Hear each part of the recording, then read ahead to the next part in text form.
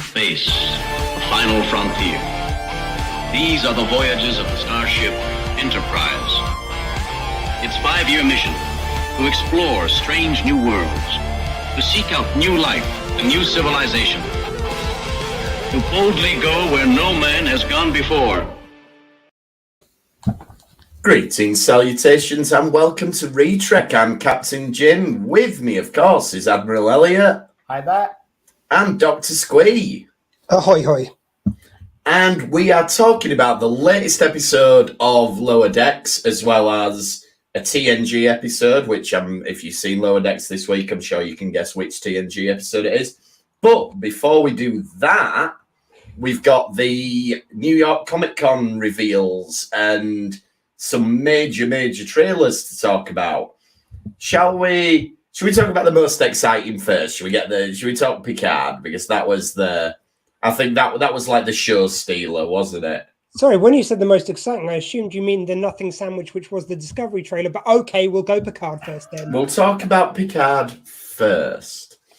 So we've seen little snippets of the TNG crew up until this point, but we got to see most of them actually doing something in this one, and it looks like the plot is Picard gets a distress signal from Dr. Crusher, and that looks like that sets him off on this adventure. We saw presumably who the main villain is, which is Amanda Plummer, which is that's kind of a nice link, because obviously Christopher Plummer played what do you call him? Chang. General Chang. So his daughter is now playing a villain. So it's nice Trek continuity. But I wonder if she actually is going to be the main villain, because there's been lots of talk that Denise Cosby's coming back with it. Yes. And I wonder if what they're showing in the trailer is a red herring of what. Because I don't want the story ruined by a trailer. I don't. Give me a lot of teasers, but don't ruin it.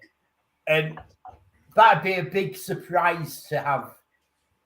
Well, apparently, Denise Crosby did say in an interview that it was going to be a different side to Tasha, or words to that effect. She kind of name-checked Tasha and said it would be a different side to her, indicating that it would be Tasha. But maybe that's her doing red herring herself. But well, one of the, and this is just complete fan speculation that I saw, but it's more of a wouldn't it be cool if than actually based on anything. But they said, what if it's Tasha, but it's yesterday's Enterprise Tasha, and she wasn't actually killed, she survived, and she's pissed at Picard for him sending her back on the Enterprise for C. not rescuing her. Yeah. So I saw that. I think it was in Star Trek Family, wasn't it? Something like, I think so. I mean, a fine theory as it goes, but it would be a very weird thing not to get Denise Crosby back, given that. Oh yeah, I don't think Amanda Plummer will be. But that could be the other side of Tasha. That she'd have to be very old though, wouldn't she? If she's still knocking about, because she travelled back in time. Someone did the maths in the comments that she'd just have to be aged up about 20 years. Right, and to be fair, that the way that they age in the future, it doesn't really matter. No, you could get away with that. Yeah, that'd be fine. My only concern, just going to sort of, I guess, the other thing of it is that I agree with Elliot. I don't want to see what the entire show is. However, I like when I finish a trailer to know the idea of the kind of like the general plot of the series, and I don't think we got that from this. So we have we've got Amanda Plummer seems to be a bad guy. You've got Law and Moriarty, which I know we'll talk about in a minute, but them cropping up. It just smacks a little bit, and I hope this isn't the case of what they fell foul of in the first series, of just having all these elements just thrown at it and not having a coherent plot. Whereas I think series 2 did a lot better job with that, and I'm hoping series or season 3. It just worries me a little bit. There's there's all these things we're excited to see, but where's the actual? It's that sort of. I think where you're coming, and a bit similar to what you with this Squee, is are they going to try and wrap up too many plot points from next gen? exactly. And it ends up with too many little threads going on. Because it's like, I think Law needs to be a pretty central bad guy. Like, he's a pretty big bad guy in the canon. Well, even Moriarty, I would argue the same. I think he had a couple of really strong episodes where he was a bad guy. I think he could carry or at least be in cahoots with. I think he could have the Doctor's emitter. And you've got a new villain as well. It's just, it's a lot we're playing with. Yeah, I think Moriarty could have the Doctor's emitter. Ooh, that'd be interesting. Yeah, so Moriarty. That's how you sort of bring him into the story. He finally can. Because we've seen him it was just in like a holocube, wasn't it, that they left him in? Yeah. And yeah, that's what I was going to say is it feels like the tugging on threads that you don't necessarily need to. Like Moriarty's story was wrapped up. He was away in his little holocube exploring the galaxy. And Law, I always wanted a better ending for Law, but Law was disassembled after Descent Part 2. So you don't need anything with Law. No. He hasn't been well packaged though, how he's aged. No, that's true. I wonder if this is going to go back to what we said back in season 1, that we thought the Soong, I forgot what his first name was, the Soong guy that Brent Spiner was playing in Picard season 1. We speculated on whether he was going to be Law. And I wonder if maybe we will get that twist and it'll just be a little bit later on and it'll be... It's me all along. Yeah, I mean... and I would have got away with it if it wasn't for them pesky kids. Yeah. I love the idea, though, if Moriarty does kidnap Crusher, I love that idea, because he's going like, get me Pulaski, come on, she was great fun. Oh, what, she's not doing Trek anymore? Okay, get me Crusher, whichever doctor you've got in sick bay. As long as it's a doctor from the Enterprise, I'm happy. Just get me one of them. Speaking of Enterprises, then, we see the Enterprise E for definite in the trailer. The Enterprise F. I was going to say, I've heard it's the F we see. Well, there's an E in the trailer. It's the F. But is it not both? Because I thought the E was in the trailer. No, yeah, I know, but the E's not in the trailer then. No, I don't think so. I thought the Enterprise E was in the trailer, unless it is the Enterprise F. And it's definitely the Enterprise F at the end. It's an Odyssey class. When I first saw it, I thought I saw a Sovereign Class 1, but I think when now I've seen the pictures of the F, from the right angle, it does look like it could look like the E from one angle. It's not the guy who designed it for Star Trek Online has actually done it for the series and has been in an interview about it. So it's definitely the F. Right, well, that's cool. I'm happy with that. It's confirmed by the guy who designed it. But they did say they might see more than one Enterprise, so maybe the Enterprise E will be in there. I've obviously got those that we all want to see, and I think they'll probably save that for us to see in the show. Yeah, probably, if it does turn up. But you've got to have the E get destroyed to have an F. Yeah, but it kind of been destroyed in the meantime. Yeah, it could have been mothballed. But yeah, I've obviously got my ships messed up, so I will give myself a slap on the wrist for that. Yeah, I think with the amount of time we're looking at, it probably had a number of adventures after the Next Generation crew left it, and whatever happened to it kind of very easily happened off screen. Or maybe that'll be the kind of teaser at the beginning of it. Its destruction will be it. That'll be kind of cool. The crew. Sorry? Don't carry on, sorry. I've completely forgotten what I was going to say now. So. Oh, I apologise. I was saying, speaking about the crew then, Worf is a pacifist, but yet he's got batleth or whatever it is stuck to his back. I imagine in Klingon society, being a pacifist means that you don't kill people. It doesn't mean that he's not still a great fighter and warrior, but yeah, fair point. Is that skilled now that he can just take them down and immobilize them? He don't have to kill them. Yeah, it might mean that you look for a diplomatic solution rather than a fight. It doesn't mean you can't fight. Yeah. It's one of those things for me whereby it is again, like if they use it well, fine. I don't have an objection to him having become a pacifist over time. But again, I don't want them to do what they did in the first series of Picard, which is, I think the character of Picard was just too removed from the original character. I think the look of this series was too removed from the Next Generation feel, which is of course what you want when you're revisiting these characters, and I don't want them to have done that with Worf. There's always the chance that Worf, like this scene that we see here, is Worf just winding Riker up. Because Riker used to wind Worf up, he could be getting his own back a bit. That's true. He's got used to the humour and all that. Plus, from his time with Jadzia, where she taught him humour. I would have maybe gone there, but they did show another clip as well where he's saying, "Oh, she's impulsive like I used to." I mean, it certainly suggests that that's what's going on still. But I'm sure that it will all be building to Worf kicking some ass, and we'll still get that.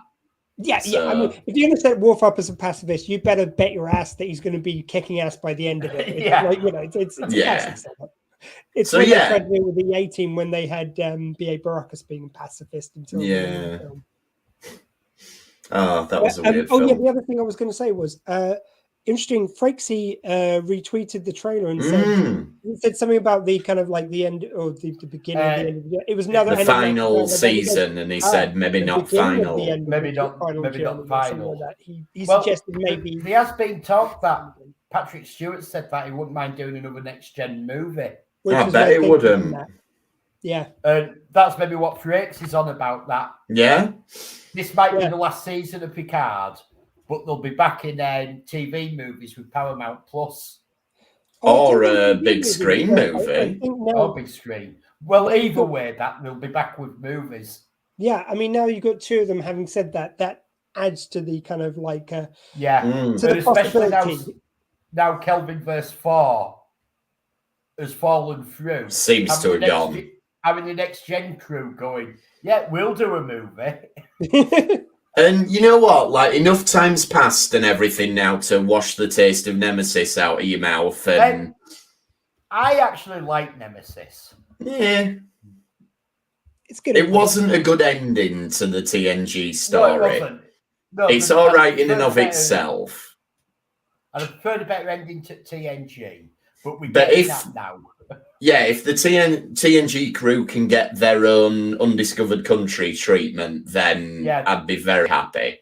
Yeah, I agree. Because I feel like the problem with Nemesis was it wasn't an out-and-out awful film, but it had some bad moments, and you could feel the fact that the director didn't really know Star Trek. And that was what shone through, unfortunately. Yeah. Discovery trailer then, as Squee alluded to, you don't get much. We see there's a bit of action and they're trying to find the greatest treasure in the galaxy. Yeah, and Michael surfs on top of Discovery. Which looked cool, to be fair. It did look cool, but... It was another one of those things whereby it's like, it's just all kind of like action shots, a few catchy lines like, "Oh, let's fly," but like, "Let's really fly this time." You know, it just felt like it's all catchphrases, all sizzle, no sausage, and it just. I mean, it's very early, so they've probably not got a lot of footage to work with. My ideal vision for this is if it's solving a mystery. Do you remember that TNG episode, The Chase, where they had like clues in the DNA across different species, and they had to solve it and come together. So my ideal vision for this is that over a season, that because they've got the spore drive, they can jump to different planets. So each week you get a clue, we jump to this planet, we have an adventure on the planet that can be more or less a standalone story, and that gives us the next piece of the clue. And we go on. So there's a thread running through it.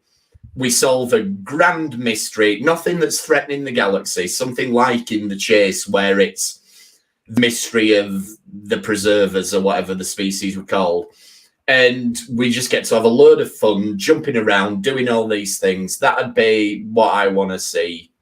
So what you're saying is the equivalent of Doctor Who, the Key to Time series with Tom Baker? Yes. But I'm totally in for that. Consistent than that. It just hopefully. concerns me for the third series in a row. We've got another. Oh, the universe is going to end if you don't solve this, and it's just. We don't know that's what it is. We know they're looking for treasure. We don't know it's going to destroy the universe if they don't find it. I bet it will. Yeah, I'm just getting those worrying vibes again. I just want sometimes just the scales to be this planet's in danger. Dial it back This a little mission bit. we've got to go to Yeah. in that. Yeah, it doesn't need to be a massive, massive thing every season, as long as it's an engaging story, which is what I want to see. And then Prodigy, second half of season 1 / it's season 2, really, but we're pretending it's all one season for some reason. It's season 2. Yeah, It's been nearly a year. Honestly, it looks like more It's of the 10 same, episodes really to lovely. each part of it. All the other shows now have 10 episodes per season. Can we just call it season 2? It will make sense, but yeah. Or, you know what? If you're not going to call it season 2, then your box set, your DVD Blu-ray box set, needs to have all 20 episodes and needs to be priced the same as if it were one season. Yeah. I bet they'll call it season 2 pretty sharpish then if they think they can sell it twice. For some reason, you've never sound more northern, Jim. Damn right. No, they pulled that trick with Breaking Bad. Breaking Bad, season 6, the first 7 episodes. Breaking Bad, the final season, the last 7 episodes. Go away. They did it with Battlestar Galactica as well. Season 4, the final season. No, it's all season 4. You've just split it in half, you liars. Oh, delicious. Yeah, I in the most lovely way. I think it just feels like more of the same, which I love the first part of the series, the first series.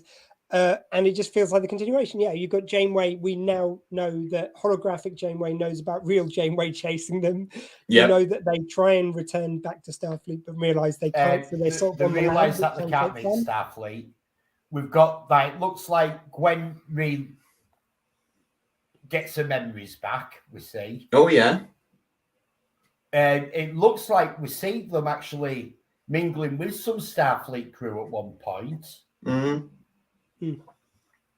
Yeah, I get the feeling that maybe Starfleet weren't too happy with them being on the ship. And I'm getting the feeling maybe they go on the run from Starfleet.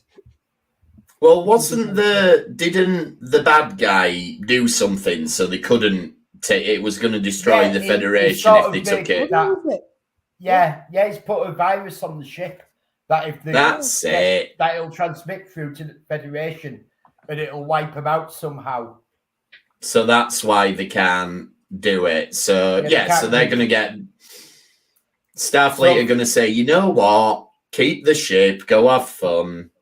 It is kind of actually Follow smart. our ideals. Get to continue the mission without being ridiculous, and you don't have to string it out for loads of series. Or, for like a weak excuse where it's like, oh, we just can't quite find Starfleet yet. They found Starfleet straight away, but they can't go back, which is I think a really nice way to do it. Because otherwise, the first thing Starfleet would do would be take the bloody ship back. And then we've got the return of Jellicoe, which to say he was a bit of an ass, very popular character in Star Trek fandoms, Jellicoe. Popular with unions, he wants a 4-shift rotation. You're right. 3. Oh, does that mean then... Instead of 8, hey, I'm with Jellicoe on this. So is Jellicoe part of the anti-growth coalition then? It certainly is, and good on him. If you don't vote Tory... In fact, if you're not part of the EFG of the Tory party, I think the anti-growth pretty much. I mean, they covered everyone. They covered us podcasters, so we're there. We're there. Yeah. Anyway, let's talk about this week's episode of Lower Decks then. A mathematically perfect redemption. And bit of a tonal shift, really. Lower Decks has been going 3 seasons, decides to do a one-off character piece on a side character. I didn't see it coming, but I enjoyed it. Yeah. It was okay as an episode, but I think I now have a least favourite episode. But that doesn't mean it's a bad episode. No. If you know what I mean. I can now weigh on the scale of the Lower Decks because I love Lower Decks. that this now is my least favourite of the Lower Decks. Right, It just broke from everything else of it. Was that it then? Was it because it didn't give you what you go to Lower Decks for? Yeah. Yeah, we didn't get as crew. Boiler, I like Mariner, I like Tandy, I like Rutherford. Yeah. It's kind of like when they do them Doctor Who episodes where the Doctor's not in it. And sometimes it works. Blink is obviously a universally beloved episode, and that's a very good example of it. But then Love and Monsters is the other end of the scale. There you go. So that's the other end of the scale, and it's one of them things when you're doing a character episode. This was a character that I went back and watched the end of season 1 as well this week because of this episode, and Peanut Hamper is only a minor character in that episode. Yeah, she is. So we're getting a wrap-up episode of someone who was only in it for a couple of minutes of a previous episode. Yeah, true. I mean, I think they obviously thought, we can have a bit more fun with Peanut Hamper, let's... I've been thinking about this, and I've got a feeling this is, in a way, it's been done, because I think this is leading up to the end of season 3 and what season 4 is going to be. Mm-hmm. And I think there's going to be something with all these all these the evil machines that putting together.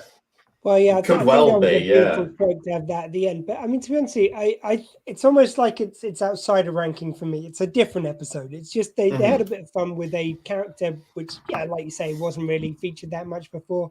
I just love the idea that it's like showing redemption all the way through and then just completely double crosses at the end. That was fun.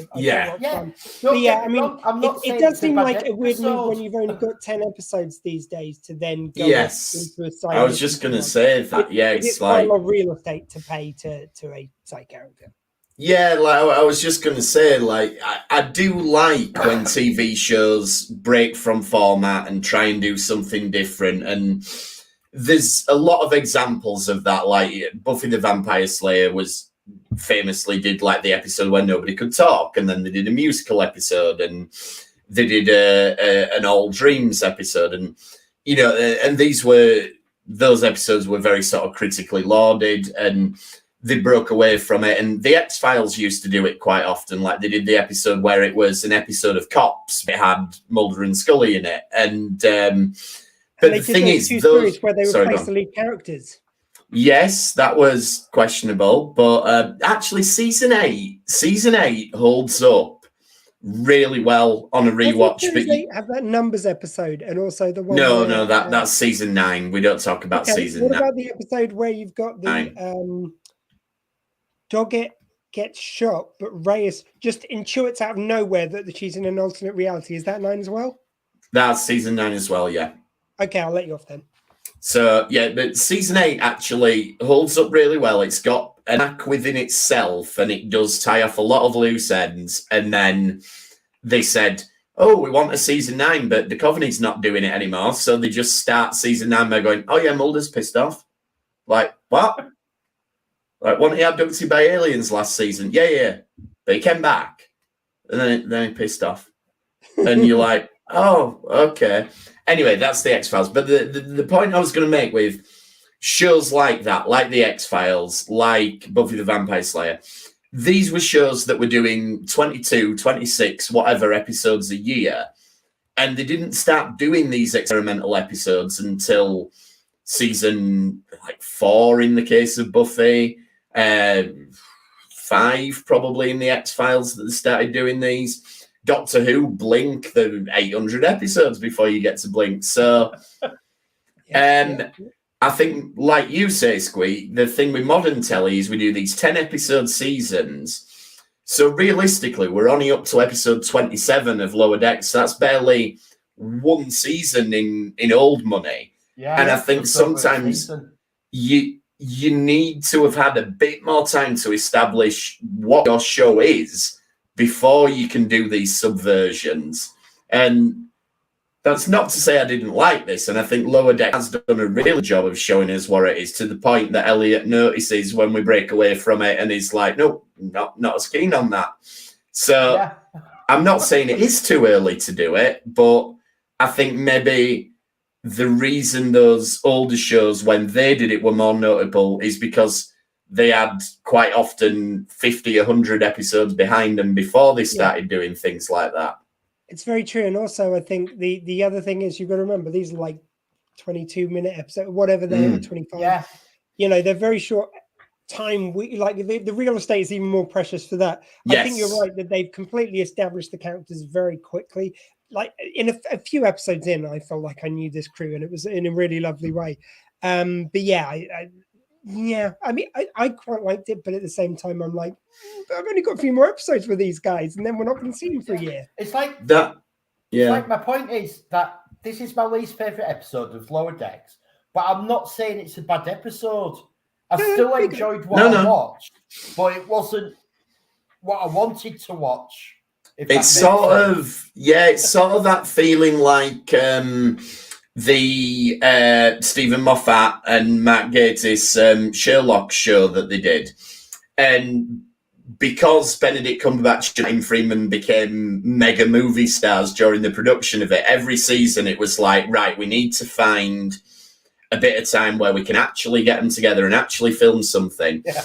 And then they announced a Christmas special and said, oh, we're going to do this one. We're going to do it as if it's back in ye olde Sherlock times. And I remember at the time going, I can't believe you've done that. That's such a waste. No, you can't do that. You've managed to get them all together. And I did. And also no spoilers for it, but it does tie in more than we thought it would at the time. But I remember at the time being like, I can't believe wasting this window that you've got. Yeah. And there's a little bit of that here. Like, we've only got 3 episodes left and we're doing a peanut hamper episode. I think I would have liked it better if they maybe done this as a bonus episode. So if it's like episode 11 or an episode even between series. So you've just got to record little cameos with the main crew. So they could record it while they're in the booth for the other episodes. And then you could have done this standalone. It would have been a fun bonus then. They could have dropped it somewhat like his Star Trek Day was during this, wasn't it? Or was it before this season? But you could have done it as something like one of the Comic Cons gone. Yeah, or Christmas or something. Have it as a 22 minutes, have it as a 15-minute special. Yeah. And then you get the DVD sales of making of Lower Decks with the special episode. Oh, I would still want it to be the length it was, because I think it was still an entertaining 25 minutes, whatever it is. But it's just like we've all said, you get it instead of an episode with your crew. Yeah. Which is like, and I've been as I say, I've been thinking about this, and I wonder if this is a prelude to a lot of stuff that's going to come. If we're going to see something with these.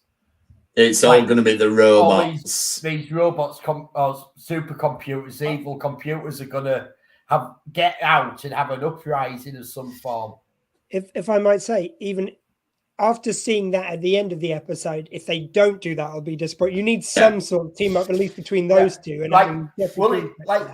when I'm saying this, it's my least favourite, wouldn't it be great if the payoff from this episode is we get Jeffrey Combs all the way through season 4 as the main. Oh, yeah, that would be good. And if it is an uprising of the evil artificial intelligence, Mariner's got to defeat it by remembering that Kirk just used to talk them to death, and that's how they've got to defeat the machines. I mean, they've already done that joke where they brought Landru back in that episode, but you see, I'm picturing them doing it maybe so they have Rutherford's memory coming back. Ooh, that could tie in, yeah. I like the idea of for me, my ultimate would be if they did 2 or 3 episodes in the next series. So not through every episode, because I do love the fact that Lower Decks is standalone and you get so many references from so many different stories that way. But yeah, having an arc peppered throughout the series with Jeffrey Combs would be wonderful. And Jeffrey Combs being back is just all good. Yeah, we all want to see more of Jeffrey Combs. This episode didn't have your normal callbacks. You're getting your Easter eggs that you get in Lower Decks. This episode just referenced itself from season 1. Yeah, that's true. Yeah, There's also something very different about it. Well, we weren't struggling, but it was quality of life or nothing, really, wasn't it, this week? Yeah. It had to be. Just it was an Exocomp episode. I don't think the Exocomps are going to feature much more. It's one of those ones. If you don't get it now, you don't know. Probably Peanut Hamper's going to come back, but it's like it was just such a lovely one. I mean, maybe this is all a plan. Like, you know how you could buy little BB-8s and stuff like that, and maybe Exocomps are going to be the Christmas gift to have this year. You see, this is my only problem. This is the thing which made me think. This is what Discovery should have done. As opposed to their little cutesy robots, they should have had like future Exocomps. Yeah. Well, maybe they are. No, because they were in the past, weren't they? So yeah, they were like proto-Exocomps then. Yeah. Yeah, of course they were in the past before they went to the future, weren't they? Sorry, yeah. They were in the past, then the future, yeah. Anyway, I mean, it's weird, this one, because it's hard to pull things out, because a lot of the time when we're doing that with Lower Decks, we're pulling out references and we're pulling out character beats and things like that, but Dr. Squee more or less summarised it there with, it looks like Peanut Hamper's redeemed herself, but then she hasn't, like... She ends up on the planet of the birds, or the owls. I like that all the animals can fly, like you've got flying pigs and flying goats and stuff like that. When he goes, it's a sky snake. Yeah. What do you think flies on this planet? Why not just call it a snake? And that is a very good point. I also love the bird Exocomp lovemaking scene. Was quite funny. Yeah. And the fact that he sort of screamed every time. We'll just figure it out, we'll be fine. And it was quite cute that when they got married, she'd replicated like a beak. Yeah. That's the thing, she can replicate any tool, so the lovemaking is just going to be perfect. Just like, I presume, yeah. He certainly sounded like he enjoyed it with his birdie screaming, so...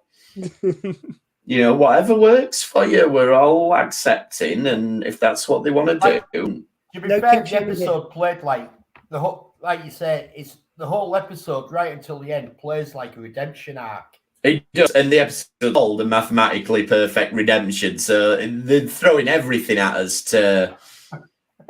Oh, also the thing which we didn't mention near the beginning of the episode. I love it when she's just flying through the junk, going like, "Ah, well, someone will save me soon." I mean, unless they only scan for humanoid life forms, but that will never happen. She's just flying for ages, and then she just makes a little starship. That was kind of cool. Yeah, she makes a little star, and she's got her own version of like Wilson from Castaway. She's got this little thing Sophia that she's talking to. Yeah, but she does give her up pretty quickly. Yeah, Tom we could Hanks have paired this. done that. You see, there's the one we could have done. We could have paired this up with Castaway with Tom Hanks. We could have done, yeah, if we were covering outside films, definitely. Or that episode of the original Battlestar Galactica where Starbuck lives on a planet on his own and makes friends with a Cylon. Actually, it was an episode of Galactica 1980. I was on that's an episode of Galactica 1980. The only episode of Galactica 1980 worth watching. Yeah. Was that the one where they got back to Earth? Or they came to Galactica 1980 was, yes. Yeah.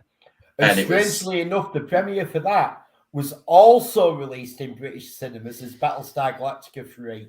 Yep, they panned absolutely anything off on us in British cinemas, didn't they? Right, so other things. The bit where she's like replicating the ball and throwing it, and it sort of calls to mind The Great Escape with Steve McQueen when he's in the cooler. Like, I quite enjoyed that, and I enjoyed all the stuff where she's like, "No, you just need a vitamin tablet," and then all of a sudden she's like a god to them because she can make the vitamin tablets. So I thought it was all really well done, but yeah, it does lead to a betrayal, and I want to give a shout out to Joe, who you had on Squeefest. Joe was one of the guys who came on. We talked about Mad Max, and he's messaged me about this episode, and he felt it was a real sort of slap in the face to the viewer that there weren't any seeds planted that this might not be an actual redemption story. So everything's done to make you think she has redeemed herself, and then I think that you've already mentioned where the seeds were when she's bouncing the ball, which is like Steve McQueen, The Great Escape, sort of, how am I going to get out off this planet? How am I getting out of here? True. And also, everything we know about her character prior to this suggests that this is exactly what she would do. And, of course, it does all turn out. It's all a ploy to make her look good so that Starfleet will take her back at the end, which is very, very cynical, but it almost works. It's so wonderfully done as well, because when they do show the Cerritos, and you've got the kind of guys on the bridge, they're just so happy. It's like, oh, peanut hamper. They're so excited that she's turned herself around, which just adds to the fun of the betrayal. Because not only do you get the bird people on the planet, but also the crew's re-betrayed again by her. Yeah. It's like even the captain saying, it's like, oh, geez, I don't think you'll have any problem getting back into Starfleet. And then the chick gets given up just after that. Yeah, and then there's the bit where they're saying, oh, back in Starfleet, and the husband guy's like, well, I can come with you. And she's like, no, you don't want to leave the planet. Which is a bit harsh on the warrior owl husband guy. Which he even had a little mini arc of his own because he was so against her when she arrived. Yeah. And then betrayed. So maybe they'll become even more sort of anti-artificial intelligence again in the future because there were anti-technology work that they'd had. In fact, with the ships that you see, it looks like they're more advanced than the Federation is. It does, yeah. Certainly more destructive in terms of what they're doing. So the Cerritos, they pretty much think that they're going to get killed here, don't they? Until they get rescued by someone in one of the old ships. I even love the scavengers, and there goes like, but we were invited. Come on. Yeah. It's like, no, I didn't invite you. Well, we recorded it, and they play it back, and Peanut Hamper's going, that sounds nothing like me. Yeah. Yeah, she's right. Whatever the fuck you want, I don't care. Yeah, and yes, she gets locked up in the Raiders of the Lost Ark style repository for evil artificial intelligence, and we get the little cameo from Jeffrey Combs. And yeah, I think we do seem to be building to something there. So yeah, I think the way this episode redeems itself is if it's a build up to something a lot bigger. Hey, maybe it's a crossover with season 3 of Picard. Moriarty and Law end up getting involved as well. And we know there's obviously a crossover with Strange New Worlds. Yeah, that's it. Maybe Lower Decks will become the show that unites them all, like the one with the most crossovers. They've done DS9 already. Yeah, absolutely. So, anything else on that one then, before we move on or move back to TNG? And yeah, the quality of life then. And this is the episode where that meme of Geordie comes from, which I could never put my finger on which episode it was. But you have that meme of Geordie, don't you, where he's got the beard and he's sort of looking. It's always 3 pictures. Yeah. And it's like, oh, I'm not sure. Oh, a bit better. And then it's like, hey. Yeah, okay. And this is the episode from which that is. Now, the one, just my kind of opening impressions of this episode. The one thing I love about it is there is, like the visuals, there is no huge visual set piece of action. It's all about computers going inside tunnels, basically, and then coming out again at various different times and basically generating a different tool. And they make this look so kind of like they build up the tension so well in other ways by kind of smart dialogue, like good musical effects. But then I just imagine one of the scenes without music, it's like, and then go, just looking really tense. It's just, it's such a magic trick that this episode does of keeping it as tense as it is. Well, that's why music's great. Like, sort of a famous story is when they first screened Jaws without John Williams' music. And everybody thought it was absolutely rubbish. And then they put the music to it. And There you Jaws go. is a great example, but usually the music's there to support the action already happening. Yeah. It's creating it, which probably, again, with Jaws is the case as well. You've just got a fin going through the water, like some bits, but then you add, and you know that fin's going to fuck you up. It's great. Yeah. Right. So the dialogue in this opening scene then, I just found this really weird because they're talking about beards and they say things like, oh, I like you in a beard. Many men have worn beards. Like, what are we talking about? You say he's got a beard. You don't say he's in a beard or he wears a beard. Like, I'm wearing a beard this month or this season. Yeah, I mean, in England we do have the phrase wearing a beard, but that describes something quite different, and but yeah, I just thought that was really odd, just really odd dialogue. And then was how disappointed Crusher looked just because they weren't going to shave. She was like, yeah, she looked really grumpy about that. It's like, okay, I mean, you just saw Geordie a week before without the beard. Yeah. And then she goes, first two series. They get really sort of angry with her for going, oh, I think your beards are an affectation. My beard is not an affectation. Like, it is. What else is it? Of course, a beard's an affectation. We're not born with beards. We don't. We choose to grow a beard. So it's not a bad thing that it's an affectation. Because you have no choice in growing it was a Klingon thing of trying strength. That's true, but you're right. We choose not to shave.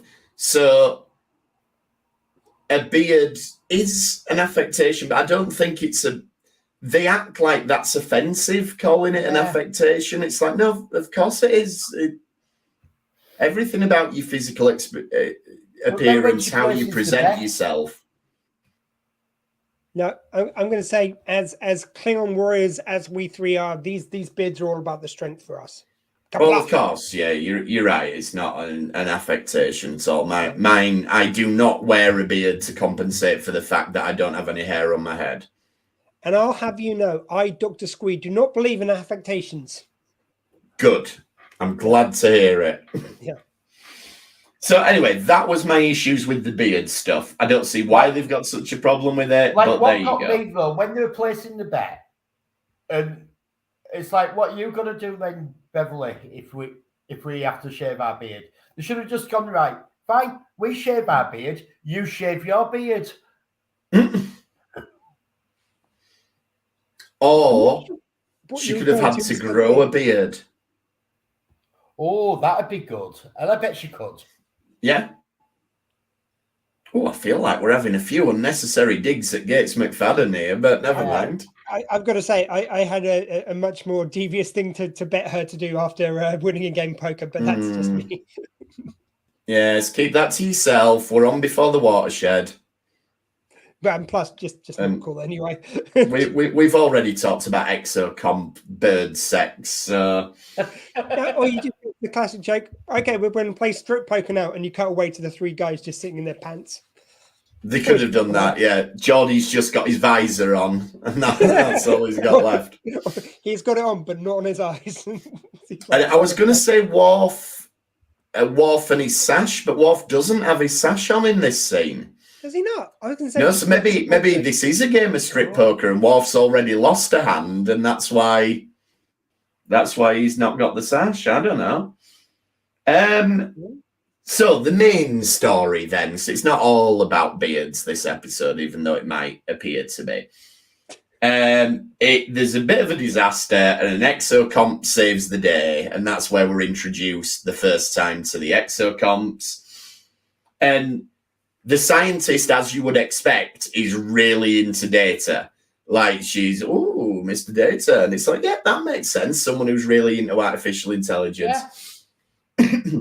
What was interesting, though, is that it becomes a data episode, but it's not telegraphed as a data episode right from the start. Like, usually when it's whoever's episode it is, the very first scene is them. Whereas this one, Data only sort of assumes the mantle of the main character once the exocomps come into it.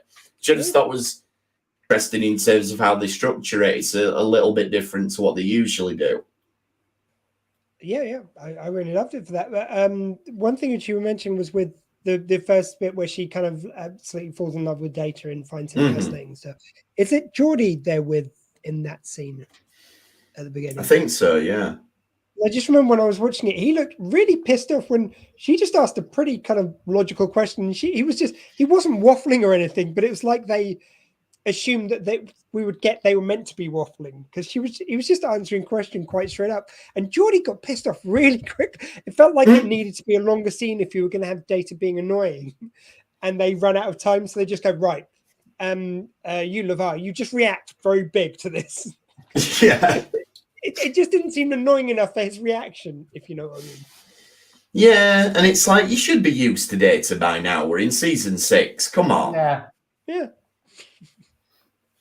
And so the whole thing is Data starts to suspect there's a bit more to the exocomps, and it's when it refuses to... it refuses to go into the tunnel, doesn't it? It comes back out of the tunnel and refuses to go and do the job. And the scientist's initial reaction is, oh, well, it's broken. We've had loads do this. You just have to wipe them once they get this far corrupted. Yeah, and how many have corrupted that she's like, wipe them, not worth trying anything else? Like, I mean, yeah, she's just invented these. Surely you want to fix this problem as opposed to using them straight away. No, you just wipe them back to factory settings. Yeah, they keep doing this. They create a few more memory paths themselves, and then they stop. So I just wipe them. Yeah, I'd also think pretty much a big design flaw. What if they're in action when they do that? Like, she's meant to be selling stuff, and she's going, oh, yeah, they just fuck up every now and again. Oh, well, I just wipe them, put them back out again. Yeah, just wipe them again. And when you wipe them, they can't remember all the good shit they've learned how to make. So you're back to square one. Yeah. But no, you're really selling it to me. Picard just gold rubber stamps it, approved. Yeah, absolutely. Let's have 10 of them. They sound brilliant. Exactly. It's a pretty bold move when you're trying to sell something to them. Also, I do like the fact they telegraph Measure of Man in this episode. Data talks about having been on trial for his humanity himself. I thought that was lovely kind of linking tissue, and also it did feel like kind of Measure of Man Part 2. Data's got to a point where he's the one who's looking out for other life forms because he's been... Yeah. I like that arc of that. I like the intent behind that, but to me, that just calls to mind, oh, well, this is kind of diet Measure of a Man, this episode. It's not... It's a similar sort of story, and it doesn't hit that. There's a few things. That's a lot more this time. Like, we have it all leads up, don't we? Like, we have Data, he's doing his experiments to try prove one of them's becomes sentient, why it won't do something. And it keeps not doing it. And then he realizes that it's not doing the thing because he realizes that it's a test. Yeah, exactly. Yeah. It's smarter than what they thought. Yeah. Oh, just before that, though, Data goes to talk to Crusher. And I find this exchange really baffling. The Data goes, okay, Dr. Crusher, how do you define life? And she rattles off a discussion. And then Data just acts really ungrateful for it. It's like, well, this is how you define life. And he's like, yeah, well, what about fire then, dickhead? And it's like, all right, Data, come on. She's trying to give you a good explanation. And you're just like, I think you'll find fire fits all that. You're wrong, Doctor. And then he's just off. And I thought that was a little bit weird. But you're right. That leads to the test and it fails, but doesn't. Now, so the setup here is Data's proposing, I think these things are alive.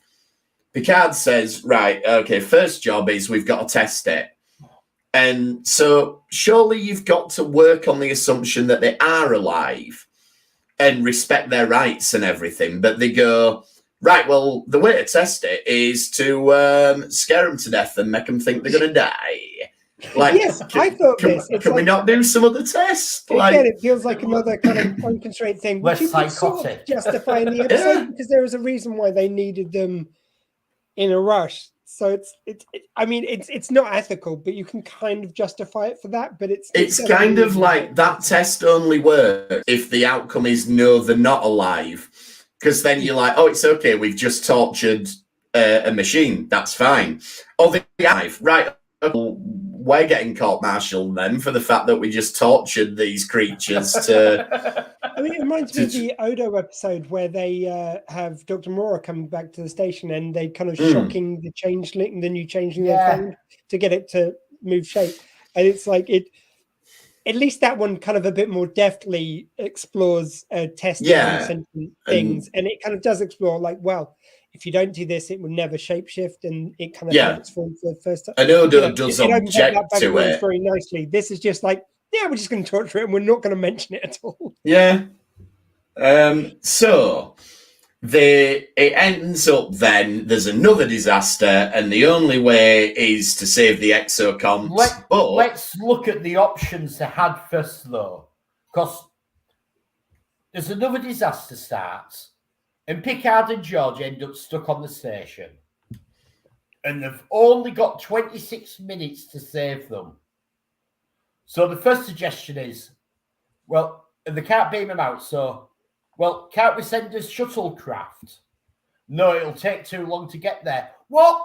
Shuttlecraft go at full impulse power at least, which is just short of the speed of light. And they have warp engines, so...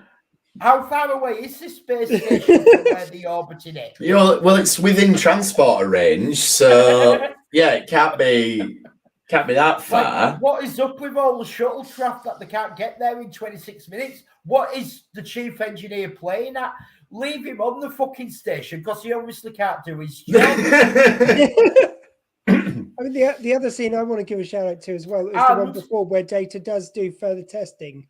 No, he keeps going throughout the night, kind of testing it, and that to me speaks to the sort of procedural nature of this.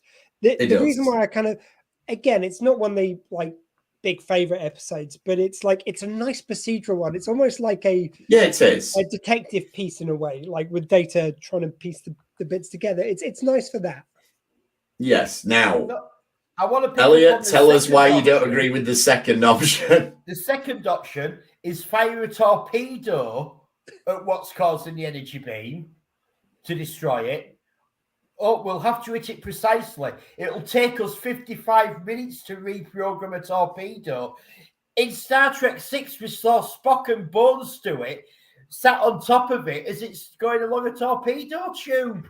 You're right. Yeah, but those were 23rd century missiles. They're much kind of simpler. Yeah, they had a little key and everything, did them ones, yeah. They're basically clockwork. I mean, they're just, you know, you're dealing with your 24th century. That's a totally different bag of work. Yeah, like, it'd be all right in a battle, wouldn't it? Like, we need to hit their bridge dead on, Mr. Worf. Well, in 55 minutes, I'll be able to do that, or they've killed us. To do that for you. Yeah, it's a very good point. And then that's the thing. You see, these 23rd century missiles, they get atomic. You know, people take the piss out of them, but they were efficient. You could open them up, do a bit of surgery on them, and have them out of the torpedo bay. That was it. And you know what it was? It was EU regulations that got rid of the 23rd century torpedoes. That was what ruined it. The EU regulations that did it. Oh, yeah. I was going to say scrapping the regulations. Yeah, yeah. That was the problem. So there you go. That's it. No, we'll just seal them shut. Nothing wrong will happen because of that. See, that's what happens when you get rid of these regulations. That's it. And yeah, so Data stops them beaming them down, and you end up with this thing with him and Riker having a bit of an argument and everything. It's like, oh, okay. So what we can do is disable the command pathways and blah-de-blah-de-blah. And then Data will let them, and Riker's all het up and everything. And it ends up, right, let's ask them if they're willing to do it. And so, well, I thought we'd established that they weren't alive, so you don't have to ask them to do it. But convinced now that they are alive.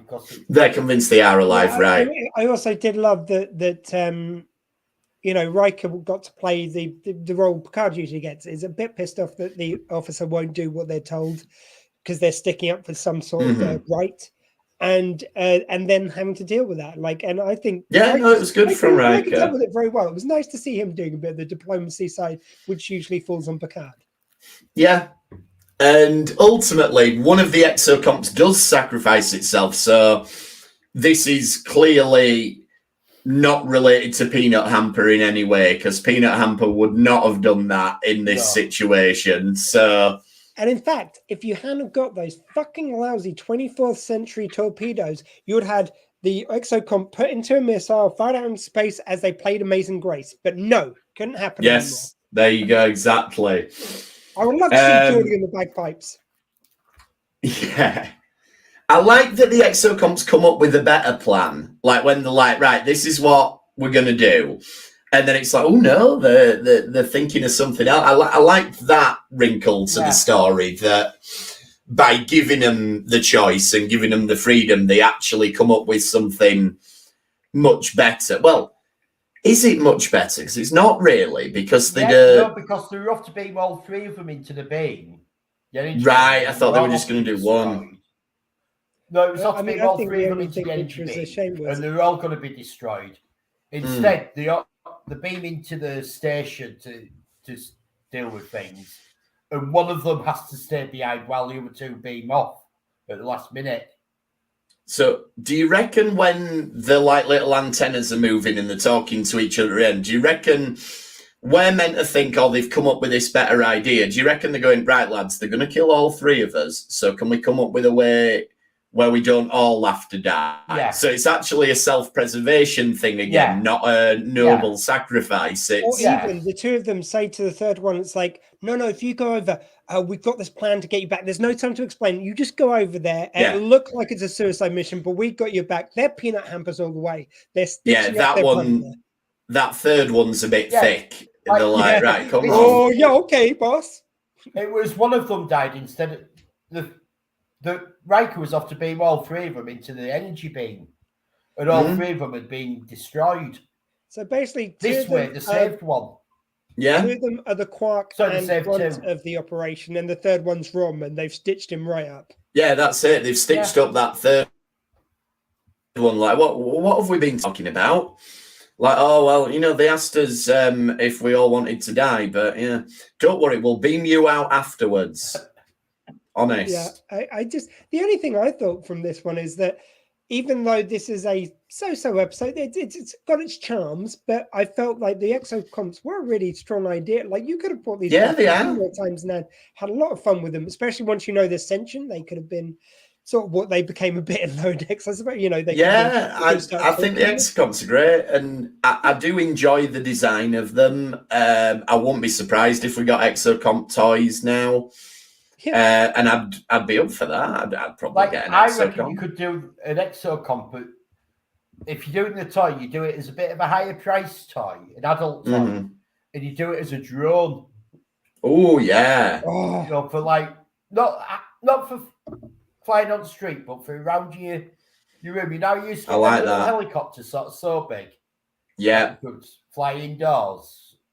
I like it. I just want an exocomp drone now. I mean, that basically, visually just would look like an exocomp is just flying around. Yeah. Oh man! I bet we could make one. I bet we'll do some 3D printing. Anyone who's got a 3D printer, message us, and we can do this. We will get an exocomp. It does end on a good note though. Like, I really like the final exchange between Picard and Data, where Picard does sort of literally lay out like the things we were talking about earlier. Like, this is effectively Data evolving and sticking up for. Well, Data goes to apologise to him, doesn't he? And he says that, and Data says it to Picard. You once stuck up for me, and I'm doing it for someone else now. So yeah, I really like that, and I like that Picard says it's the most human thing you've ever done. That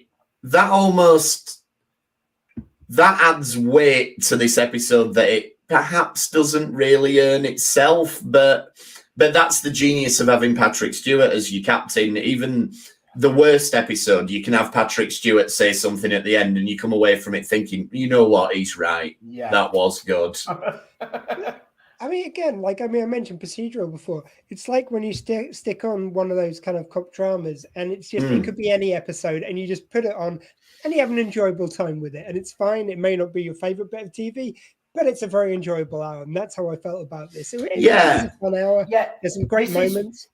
This is one of those episodes that you wouldn't go out of your way normally to go back and watch. Yeah, no, but like we have done some awful episodes recently at times, and some of them deliberately. And I don't think this falls into that category of an awful episode. No, not at all. It's a great episode. It's one you'd put in a top 10 or even a top 20. Probably not even a top 50. But it has been enjoyable to go back and watch it. And yeah, definitely. And this is one of those episodes that, particularly in the VHS age of consuming Star Trek, really benefited from its placement in the season, because the next episode is Chain of Command Part 1, and it was split across 2 VHSs. So you got Quality of Life and Chain of Command Part 1, and then you got Chain of Command Part 2 and Shipping a Blink. I think all Part 2 of them, which were 2-parters, were split like that. I think there was 2 which end up on the same... Yeah, a few good, but most of them, because they were usually a season finale, weren't they? A lot of them were split up originally, because then you have the great marketing of that when you release the next-gen movies. Yeah. I was thinking also you've got, I mean, at the time, I don't think they pre-saw that. I think they were just going, it's like, if we do them on odd numbers, then we can sell 2 VHSs. And then later on, they're going, 3 VHSs, I think you'll find movies. Yeah, exactly. Yeah, I remember when they brought out the TNG movie collection in brand new packaging. But yeah, I think Unification was on the same tape. I think the way that one fell, it worked out okay. Anyway. Sorry, because I've mentioned procedural cop dramas a few times. Almost in that genre, I'd just like to give a shout out to Angela Lansbury, who left us this week. Who, of course, yeah. Also from the Paramount lot, I believe, with Murder, She Wrote, if I'm correct. I think it was, yeah. I think that was a there Paramount is the one. Link there, but just to give her a... Did she never appear in Star Trek? I don't think she did. It's the sort of thing you would have thought she would have done. Having said that, she was too busy doing Murder, She Wrote when all this was going on. Like, you probably couldn't have got her. I don't think. I think it was because she did a lot of stage work she was very famous for as well. I don't think she was a big cameo person. Like Peter Falk turned up in a few things as cameos, but he didn't do that many. But I don't think she did any of that. No, I mean, she was like the highest paid woman in America, wasn't she, when she was doing Murder, She Wrote? So she certainly didn't need to do cameos. And I made the joke when I was posting up the kind of thing, that's all she wrote, because, you know, cute little thing.